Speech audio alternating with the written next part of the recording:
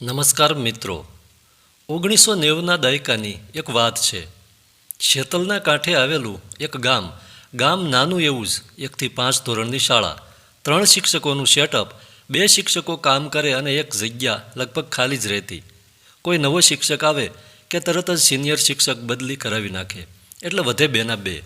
સુરતમાં આવેલા અશ્વિની કુમારના 3 પાનના વડલાની જેમ એ વડલાને વર્ષોથી 3 જ પાન છે. એક પાન ફૂટે ત્યાં એક પાન ખરી જાય. આવી આ શાળામાં તપાસ કરવા માટે તાલુકામાંથી સાહેબ અને ક્લાર્ક રાજદૂત લઈને નીકળ્યા. આજ તે શાળામાં વર્ષ દિવસ પહેલાં હાજર થયેલા અને ગામમાં તેમજ આજુબાજુની શાળામાં પોતાની વાયડાઈ તરીકે પ્રખ્યાત થઈ ગયેલા શિક્ષકને આજ બતાવી જ દેવાનું છે એવો દઢ લઈને બંને સાહેબ નીકળ્યા હતા. શિક્ષકનું નામ પરેશભાઈ, તેના સાથી શિક્ષક તરીકે હરેશભાઈ હતા. બંને શિક્ષકો ગામમાં નોકરી કરે. જે શિક્ષકની વાયડા તરીકેની સાબ હતી એનું નામ પરેશભાઈ અને એ સાપ પણ આજુબાજુના 4 ગામમાં નોકરી કરતા શિક્ષકોમાં જ હતી. બાકી આ ગામમાં 2 વર્ષમાં પરેશભાઈની છાપ એક નિષ્ઠાવાન અને સજ્જન તરીકેની હતી. ગામ લોકો પોતાના ગામમાં જ નહીં, આજુબાજુના ગામમાં સગા સંબંધીને ત્યાં જાય ત્યારે પણ ગર્વથી કહેતા કે અમારે હવે સારા માસ્તર આવ્યા છે. મારી સાંભળમાં આવો માસ્તર હજુ અમારા ગામમાં નથી આવ્યો, જે છોકરાને નિશાળે લઈ જવા માટે 2 જણા ઢસડીને લઈ જાય અને ત્યારે માંડ નિશાળના દરવાજે પહોંચે. એવી અમારા ગામની વનાની વેજા હવે 9 વાગ્યામાં નિશાળમાં પહોંચી જાય છે અને સાંજે 6-6:30 વાગ્યે ઘરે આવે છે. હોય નહીં, અમારે તો 11:30 નિશાળ ખુલે અને 5માં 5 હોય ત્યાં છોકરા છૂટે અને માસ્તરો વછૂટે. અમુક સાહેબ તો છોકરાની પહેલાં જ ઘરે પહોંચી જાય. આ અમારી પડખે જ એક સાહેબ ભાડે રહેશે. એ કાયમ 4:45 થાય એટલે ઘરે આવી જાય. એ ઘરે આવે એટલે અમને ખબર પડી જાય કે હવે 10-15 મિનિટ પછી અમારા છોકરા નિશાળેથી ઘરે આવી જાય. બોલો, આવું છે. સગા સંબંધી એના ગામની પરિસ્થિતિ રજૂ કરે. એટલે થોડા સમયમાં પરેશભાઈ આજુબાજુની ગામની શાળામાં એટલા અળખામણા થઈ ગયેલા કે શિક્ષકોએ એને વાયડાનું બિરુદ આપી દીધું અને આ બિરુદ આખા તાલુકામાં ફેરવાઈ જાય એ માટે બધાએ તનતોડ પ્રયત્નો પણ કરી દીધેલા. ગામ લોકોના દિલમાં આદરનું સ્થાન મેળવનાર પરેશભાઈએ બીજું તો કશું નહોતું કર્યું, પણ વર્ષોથી ચાલી આવતી કેટલીક પરંપરાઓ ધરમૂળથી ફેરવી નાખી. પહેલાં ધોરણમાં બાળકને દાખલ થવું હોય તો એના 5 વર્ષ પૂરા થઈ ગયા હોય એવો તલાટીનો દાખલો જોઈએ. હવે એ ગામમાં આવા દાખલા વગરના લગભગ 8 વર્ષના 7 વર્ષના 35 જેટલા બાળકોના નામ વાલી ફોર્મમાં વાલીની સહી લઈને વાલી કહે એ જન્મ તારીખ લખીને ચડાવી દીધા. બીજું કામ એ કર્યું કે પોતાને સવારમાં કોઈ કામ નહોતું એટલે 9 વાગ્યે શાળા ખોલી નાખે અને બાળકો પાસે સફાઈ કરાવે. પછી બાળકોને રમવાની છૂટ છેક 10:30 સુધી. પછી 5 વાગ્યા પછી શાળાના બાળકો સાથે પાદરમાં 1.5 કલાક સુધી પોતે ક્રિકેટ રમે. છોકરાઓ ઓટોમેટિક આવવા લાગ્યા. અમુક છોકરાઓને ઘરના કે વાડીના કામ હોય એને કહી દીધું કે તમારે જ્યારે આવવું હોય ત્યારે આવવું. 1-2 કલાક આવો તો પણ ચાલશે. નિશાળે આવો પછી એમ થાય કે વાડીએ જવું છે તો જતું રહેવાનું. આની પાછળનો એનો તર્ક એવો હતો કે છોકરું સાવ ના આવે એના કરતાં 1-2 કલાક ભલેને આવે, થોડું ઘણું શીખશે. અમુક વાલીઓ પણ રાજી થયા. આ એને બહુ જ ગમ્યું. પણ છોકરો નિશાળે આવે ને પછી એને જવાનું મન જ ન થાય એવી પ્રવૃત્તિઓ શરૂ કરી દીધી. સાથી શિક્ષકનો પણ એને સારો સહકાર મળ્યો. એ વખતે શિક્ષકોની મિટિંગો બહુ ઓછી થતી. વર્ષમાં 1 કે 2 વાર જૂથ મિટિંગ થાય. ત્યારે નજીકની શાળાના શિક્ષકો મળે, પછી તાલુકાના રમતોત્સવમાં મળે અને વિજ્ઞાન મેળા મળે. બસ આ સિવાય શિક્ષકોની કોઈ મિટિંગ થતી જ નહીં. આવી જ એક જૂથ મિટિંગ એક મોટી શાળામાં થયેલી અને એ શાળાના એક એવોર્ડ વિજેતા શિક્ષકે પરેશભાઈને રીતસરનો ગગલાવી નાખેલો. યુવાન લોહી છે અને ખાદીવાળી સંસ્થામાં ભણ્યા છો એટલે લોહી બહુ ચટકા મારે છે નહીં?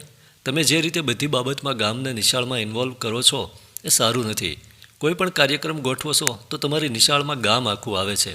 એક વાત યાદ રાખી લે કે તને કોઈ ટોકરો નહીં બંધાવી દે. પરેશભાઈ તો આ સાંભળીને ચમકી જ ગયો.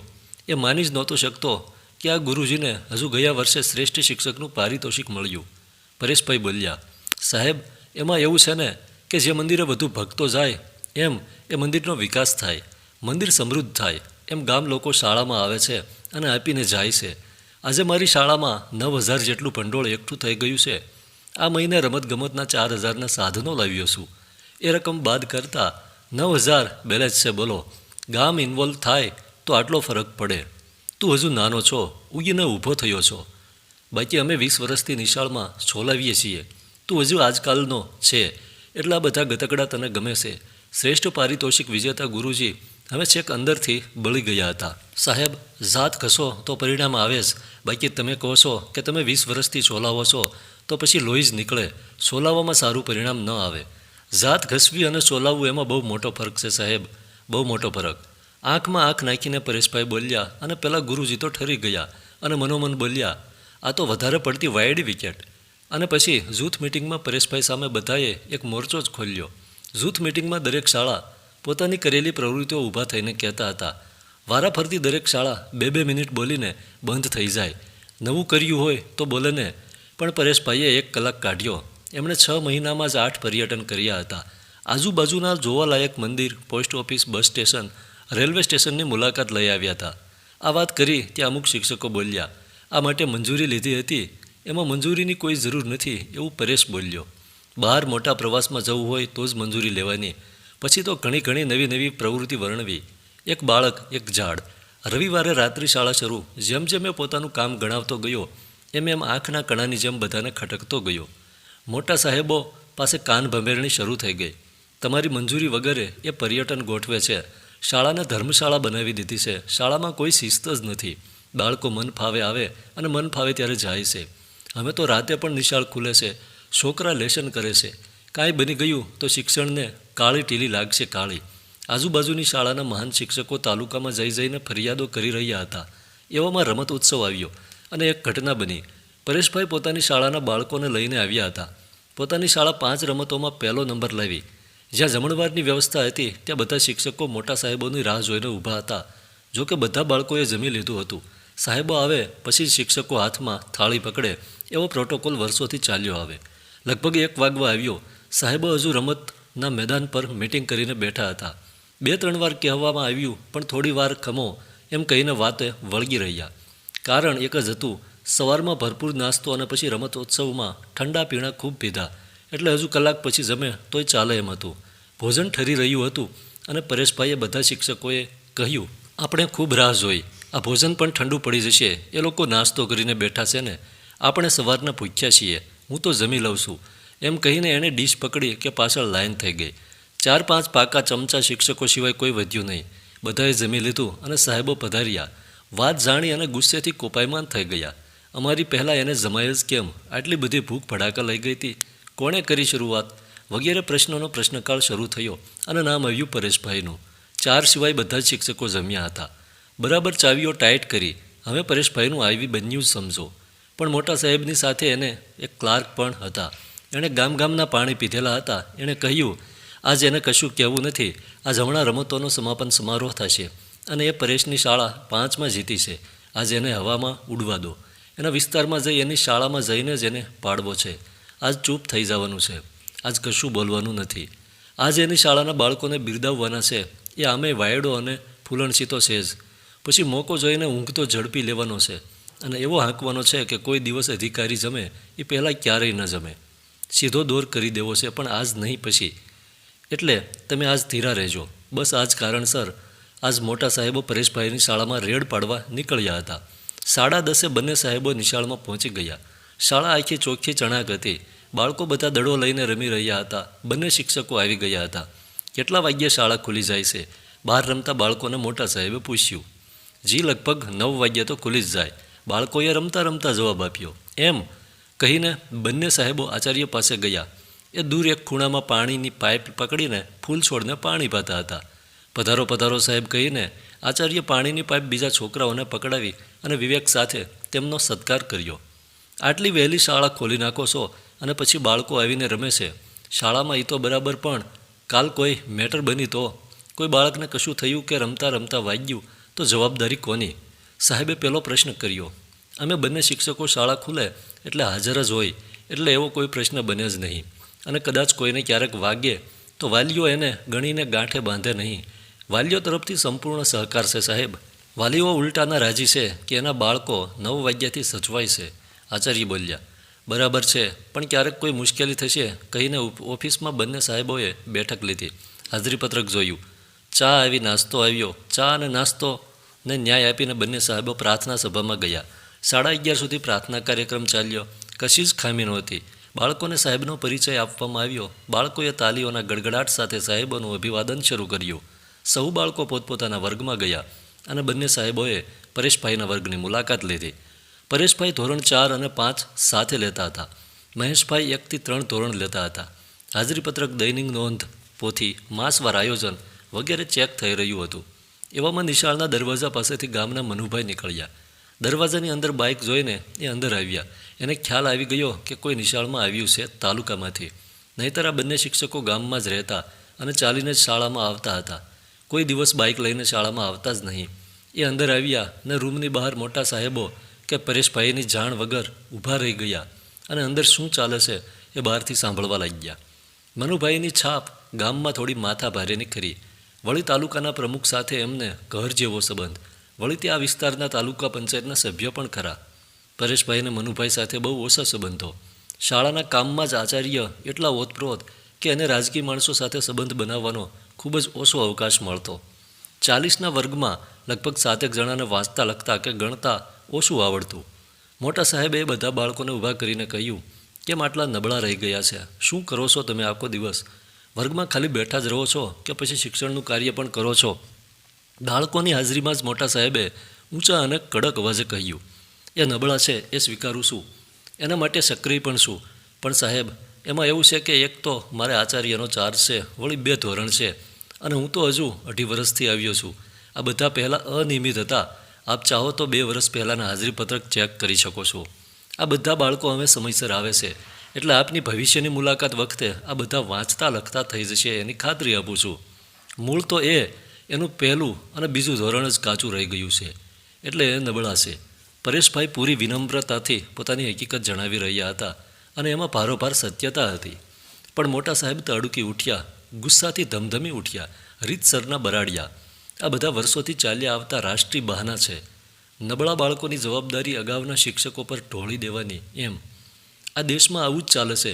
કોલેજવાળા માધ્યમિકવાળાનો વાંક કાઢે, માધ્યમિકવાળા પ્રાથમિકવાળાનો વાંક કાઢે અને પ્રાથમિકવાળા બાળ મંદિરવાળાનો, અને બાળ મંદિરવાળા બાળકોના વાલીઓનો વાંક કાઢે અને વાલીઓ ભગવાનનો વાંક કાઢે છે. બાળકો જ આવા અવતરે છે. બધા જ સાલાઓ એકબીજાને ખો આપે છે. કોઈ નબળા બાળકોની જવાબદારી લેતું નથી. આ બાબત ખૂબ જ ગંભીર છે. આ 7 બાળકો જે નબળા છે એની તમને નોટિસ પણ મળશે અને વિઝિટ બુકમાં પણ નોંધ થશે. આ બેદરકારી છે, ઘોર બેદરકારી છે. તમે તમારી ફરજ ચૂક્યા છો. તમે વહેલા નિશાળ ખોલો છો, સાંજે પણ 6:30 વાગ્યા સુધી બાળકો સાથે રમો છો. એનો મતલબ એવો નથી કે તમે તમારી જવાબદારીમાંથી છટકી જાઓ. ઉપરવાળો બધું જુએ છે, અહીંના અહીં જ ભોગવવા પડશે. મફતનો પગાર ખાવશો, શરમ આવવી જોઈએ. આટલું ખરાબ શિક્ષણ, 40માંથી 7 બાળકો બરાબર વાંચી નથી શકતા અને તમે તમારી જાતને હીરો સમજો છો. જૂથ મિટિંગમાં તો તમે આ કર્યું તે કર્યું એવા બણગા ફૂંકતા હતા. તો મને જવાબ આપો કે અત્યારે ક્યાં ગઈ તમારી એ બધી વાયડાઈ અને હોશિયારી?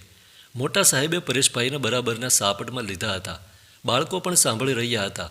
બાળકો ઉંમરમાં નાના હતા પણ તોય એટલું સમજતા હતા કે પોતાના સાહેબના તાલુકાવાળા મોટા સાહેબ વગર વાંકે વધારે પડકા ગચકાવી રહ્યા હતા. અને કોઈ પણ શિક્ષકને એની પાસે ભણતા બાળકોની હાજરીમાં તતડાવો કે ઉતારી પાડો ત્યારે એ શિક્ષકનું અંતર ચોધાર આંસુએ રડતું હોય છે એ વાત નક્કી. બહાર ઊભેલા મનુભાઈથી પણ ના રહેવાયું. એ અચાનક જ અંદર ગયા અને બોલ્યા, હું વાડીએ જતો હતો પણ નિશાળમાં રાજદૂત જોયું. અજાણ્યું રાજદૂત હતું. ગામના બધા જ રાજદૂતને હું ઓળખું છું, પણ આ અજાણ્યું લાગ્યું એટલે થયું કે તાલુકાવાળા હોવા જોઈએ. એટલે નિશાળની માલિપા આવ્યો અને બહાર ક્યારનો બધું સાંભળું છું. પણ એક વાત સમજી લો સાહેબો, આ ઊભા કરેલાને કદાચ વાંચતા નહીં પણ આવડતું હોય, પણ આ જ બેઠેલો છે એને તો આવડે છે ને. પરેશભાઈ સાથે મારે કોઈ અંગત સંબંધ નથી, પણ તોય એટલું કહી શકું કે એ આવ્યા પછી શાળાનું વાતાવરણ સુધર્યું છે. બાકી આની પહેલાં જે સાહેબો હતા એ બધાને હું નખશીખ ઓળખું છું. એનામાં ને પરેશભાઈમાં ઘી અને ઘાસલેટ જેટલો ફરક છે. અત્યારે જે તમે આ સાહેબને કહો છો એ શબ્દો આજથી 3 વર્ષ પહેલાંના સાહેબોને કીધા હોત તો આ જે ઊભા છે બાળકો, એ આજે ઊભા છે એ બાળકો પણ બરાબર વાંચતા લખતા હોત અને કદાચ આજે આ ક્લાસમાં ઊભા ન હોત. સોંપો પડી ગયો વર્ગખંડમાં. મોટા સાહેબ અને તેની સાથે આવેલ ક્લાર્ક થીજી જ ગયા, કારણ કે મનુભાઈને ઓળખતા હતા અને મનુભાઈ એટલે તાલુકા પ્રમુખના ખાસ માણસ, અને તાલુકા પ્રમુખ એટલે તાલુકામાં ભલભલાને ઊભા રોવરાવે એવો કડપ રાખતા હતા. તાલુકા પ્રમુખનો એ વખતે ભારે દબદબો. કોઈને પણ ન ગાંઠે અને કોઈ અધિકારીને પ્રમુખ ચેમ્બરમાં બોલાવે એટલે શરૂઆત જ ગાળોથી થાય. વાતાવરણમાં અચાનક જ પલટો આવી જશે એવી તો કોઈને કલ્પના પણ ક્યાંથી હોય. પરેશભાઈ અદબ વાળીને ઊભા હતા અને એની આંખના ખૂણા ભીંજાવાની તૈયારીમાં હતા. મનુભાઈ, અમે અમારી ફરજ બજાવીએ છીએ, આટલું તો કહેવું જોઈએ અને થોડી કડકાઈ પણ રાખવી જોઈએ. આખા તાલુકાના શિક્ષણની જવાબદારી અમારા માથે હોય છે.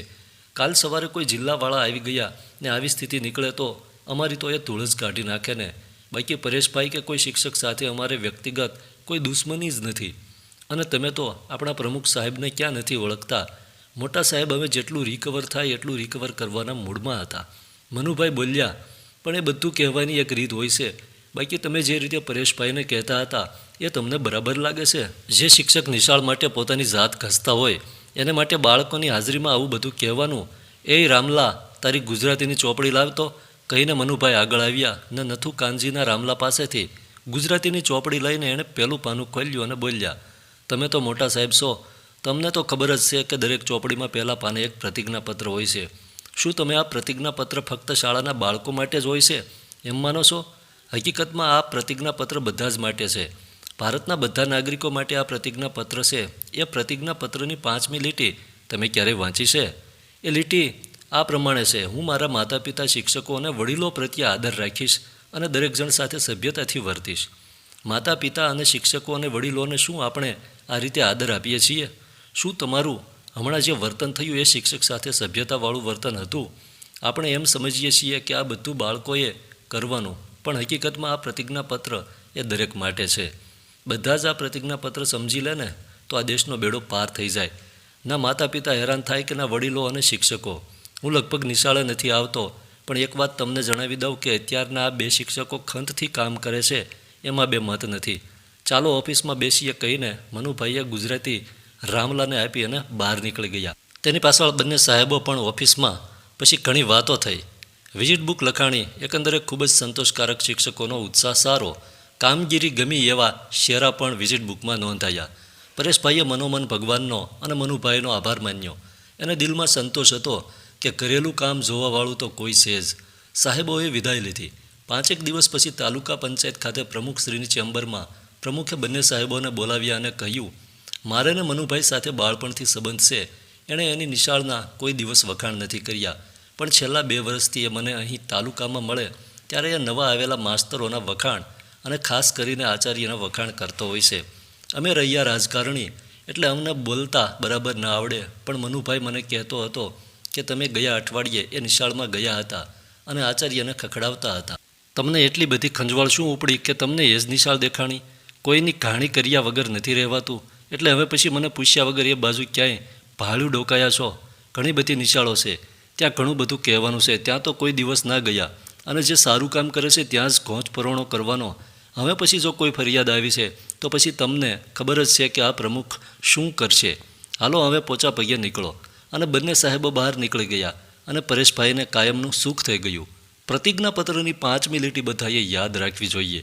હું મારા માતા પિતા, શિક્ષકો અને વડીલો પ્રત્યે આદર રાખીશ અને દરેક જણ સાથે સભ્યતાથી વર્તીશ. અને એક વાત વળી યાદ રહે કે આ તો 1990ના દાયકાની વાત છે.